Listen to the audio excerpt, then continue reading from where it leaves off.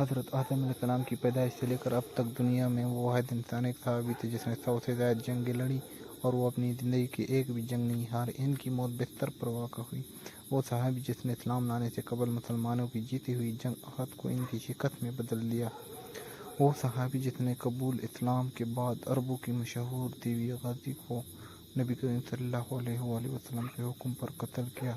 وہ صحابی جس نے بچپن میں ایک دفعہ عمر بن خطاب سے کشتی لڑی اور عمر رضی اللہ تعالیٰ عنہ کی پنڈلی توڑ ڈالی جو کافی علاج کے بعد ٹھیک ہو گئی۔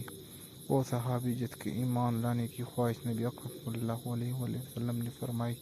وہ صحابی جسے نبی کریم صلی اللہ علیہ وآلہ وسلم نے اللہ کی تلوار میں سے ایک تلوار کا خطاب دیا۔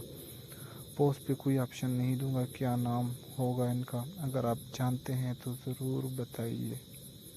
اللہ حافظ، اس سے آپ کے نالج میں اضافہ ہوگا۔